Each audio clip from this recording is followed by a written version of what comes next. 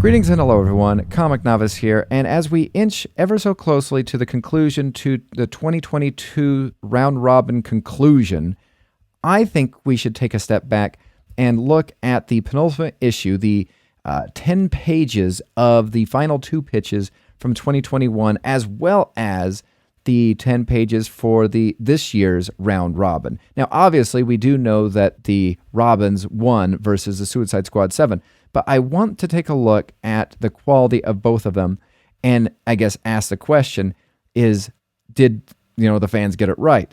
Also, just to kind of make mention of something that I got regarding the feedback from the last video, the question that I posed, is the voting on DC Comics round robin rigged? Now, the question is what purpose would that serve? I want to give the DC Comics the benefit of the doubt. I do love them. I do love the products that they do have for the most part. And so I'm not saying that in any meanness whatsoever or trying to, own something. I only asked that question because to me, last year when we had the first round robins, I felt as though that there was many titles which just did not belong in there whatsoever. And when you heard the title Robins, it sounded like the most plausible winning title out of all of them. This year's Suicide Squad Dark, just title alone, sounded like the winner, at least to me. I could be wrong, but that's what I think.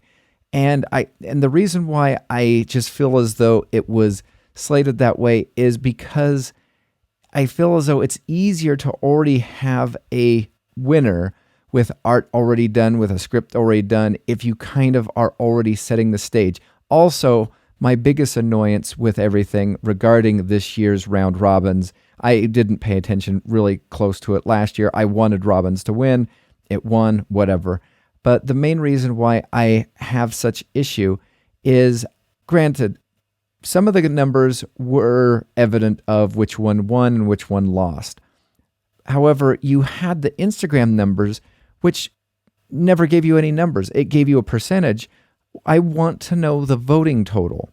And that's where I have like an asterisk by the whole thing.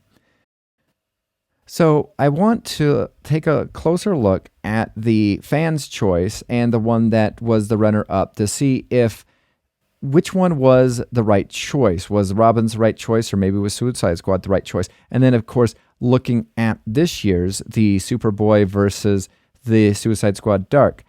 So as we move to the penultimate showdown for 2021, Robins versus Suicide Squad 7, here is the cover that I got to see on the DC Universe app. And I wish there was a synopsis there. I don't recall the synopsis for this story or the Suicide Squad 7. I just have a general recollection of what's going on. The story for Robins starts off with a robin redbreast coming to feed its young. There are a whole bunch of hungry chicks, and one of the hungry chicks gets, bumped from the nest, going to plummet to its death, only to be saved by a hand of a caring person that happens to be walking by. Oh, wait, those eyes are not caring, they are demented.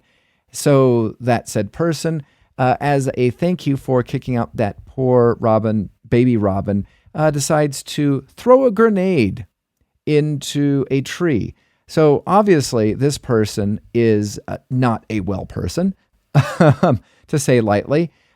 Sadly, we have a whole bunch of people that are bird watching underneath this tree that are possibly maimed and or murdered. So that's fun.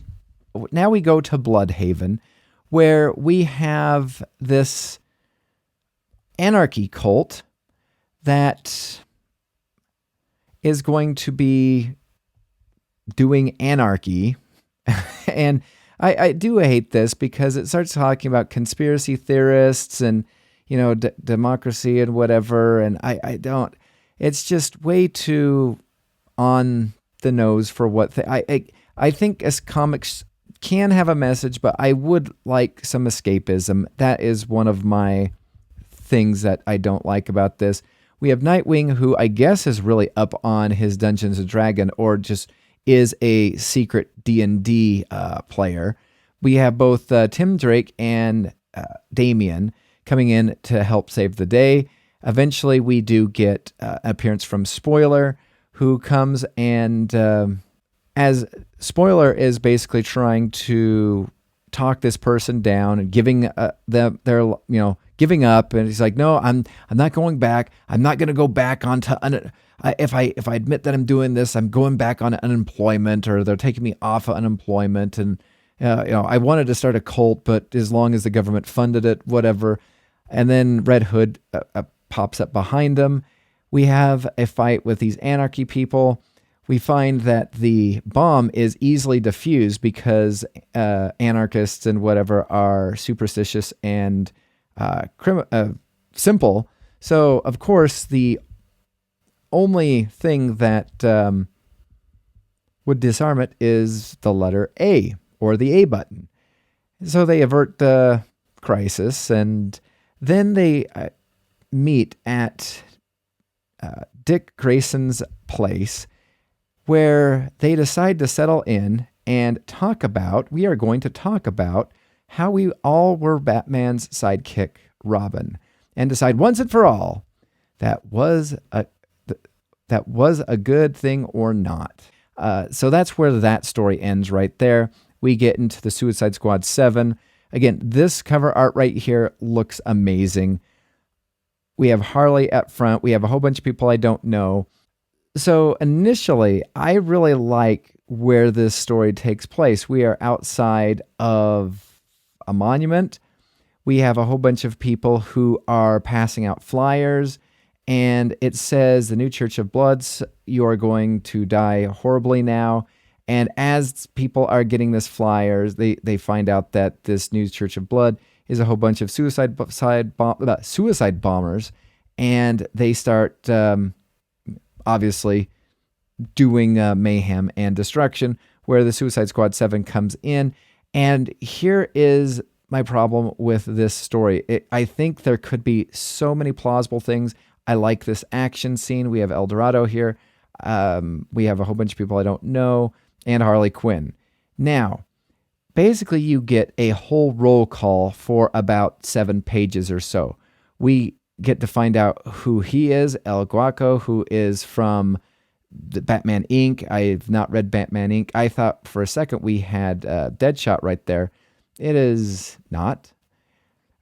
We have this chick right here who idolized Harley Quinn. However, we find out that she actually dissed Harley Quinn, and Harley Quinn now wants to murder her. Then we have El Dorado, and he explains that he used to be in with the Justice League, but he describes the Justice League, and we find out that he actually wasn't with the Justice League. He was with the Super Friends. We get some background on some of these people, that this like clay thing with a whole bunch of arms, or this monstruro or whatever, is like an 8-year-old girl that was worked on. And then we have Zach Zatara, which I would wonder if it was, Zatanna's brother, cousin, whatever. Essentially, this whole thing is a cast and crew setup to everything. And then by the time things get going, we get to, we were called the Super Friends. So we get that right there, and that's where it ends right there. I mean, not real gripping stories, either one of them. It was a 10-page thing, and I feel as though for you to really do well, I think it needs to be gripping and engaging, and this is just a roll call and not intriguing. All right, so now we move to the submission for 2022, the Suicide Squad Dark and Superboy, the Man of Tomorrow. Now, as I record this, there's about 3 hours left. I will tell you, there is one of these that I truly love. I'm not sure that either one of them will be bad compared to the first one from 2021, where I feel as though, having read both 10-page submissions, it was the tagline to the Alien versus Predator. Whoever wins, we both lose. This one, I feel a little bit more optimistic about this. So as we start off, the art for the Suicide Squad Dark looks very interesting. We are on Earth 13, I guess a bad luck Earth with Vampire Batman. We have Swamp Man, I think is the name. So we have Man-Eater Lad. And one of the things I don't like about this Swamp Man is he sounds like he's out of breath. Now, granted, I know he's been chased or whatever, but we have essentially the dialogue is, Matter, Eater, Lad, you are better than Task Force. And then Matter Eater Lad just decides to take a whole mouthful of Swamp Man's arm, just starts chomping till his heart desires. And then you have a description in a box, which you got to appreciate the ingenuity of people trying to get this voted for, because you have a floppy skin suit in one hand, you have a skeletal structure in the other hand, and the box says, Matter Eater Lad's skin being pulled from his skeleton is too gross to show offline. Vote for Suicide Squad Dark if you want to see his demise in all its glory. I mean, props for that ingenuity for that. I think from this point forward, the art still, I think, is pretty good, but the story slowly kind of gets slowed down. We have this Spore guy who, unlike the Swamp Man, he is not part of the green, he's part of the gray with the mushrooms, the fungus, and the mold, and he starts eating on the Swamp Man, and then they're like, oh, man, there's a dude underneath all that muck, which I think is a pretty funny line. So we have Vampire Batman, who's working for him. We have Vampire Plastic Man. And then we just start meeting a whole bunch of people. There's lots of fighting. It looks like there's a love story between Zatanna and Raven. Zatanna's mouth is sewn shut, so she can't use her backward magic. We have Grodd. We have Commissioner Harvey Dent, who might be a zombie because part of his eyeball and part of his head is gone. And we have Witch Boy Wonder. I don't know. I'm if this won, I might give it a chance. I'm a little bit more hopeful than the other one. We get this whole, instead of a bomb in their head, we get this sentient control communication that it's this living spore thing called a vorm, and it basically, if you disobey a Waller, it will force hallucinogens on you, where you will basically start seeing the most horrific things possible until your brain melts and liquefies from the inside. Whatever. And then, I do like this to be continued, because the last one, I don't feel, at least I didn't see it, or I don't recall it, and I just barely read it just a second ago. So I'm not sure if there was a to be continued, but I do like the tease for that.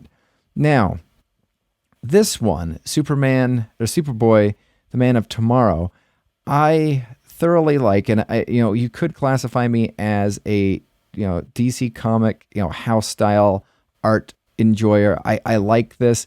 I also like the color of this Volkswagen. I really like it's kind of heralding back to the Action Comics #1. I really like the voice for Superman. Or Superboy. This Dr. Polaris lines I find just dreadful. But at the end of the day, I really, truly love this story. I think this one is the better one. We have Superboy, who is, helping people out in Metropolis, coming to find out that, John Kent, Superman's son, we have Kara, who is helping save the day just when we feel as though that Superboy was going to save the day. Whatever he tries to do, he can't help. Everybody else is doing it for him. He's a man, a boy out of place. He doesn't feel as though he has a a purpose on this earth. And so he even tries to, pick up Ma and Pa Kent some coffee. He even spills his own. He's annoyed by that. Nobody, look at this scene right here. He's like, are you sure you don't want some help? And he's like, I'll see you later. And then just when you've accepted who you are, you wake up in a new universe where you never existed. It does wonders for your self-esteem. At least there's the greatest people in the world remember who I am. So that kind of goes into setting the stage for this whole back and forth, which kind of propels the story into, I think, a very intriguing synopsis where they talk about Clark and about him fitting in. The world is a lot bigger than Smallville, even Metropolis, and that gives Connor Kent an idea that perhaps he could go elsewhere. So he goes to the Fortress of Solitude. Kalex, he sees what's going on around the world. Everything is being taken care of. So now he's decided his venture is outside of Earth. So Kalex identifies a problem and gives him a teleportation device, which is spotty at best. And you have the Dominators set up here. This story is so great. I love it. I love, you have Despero. I'm not, being a novice, I'm not sure of who these other two are, but this story, I think, is the one that I want to win. I like the art. I think the story is a lot more solid than Suicide Squad Dark. So with that being said, I am a little bit more hopeful. Last year's, finalists, not good. I would actually see the Superboy title through to the very end because at least this really intrigues me. Suicide Squad Dark, I would give a, maybe one, maybe two issues in, and then maybe, pull out and drop it completely. That's where I'm at with it. Where are you at with it? What do you think? Leave your comments. Love to hear from you. Thank you for listening to my ramblings and ravings of a comic novice. Stay tuned for next time when whatever video drops.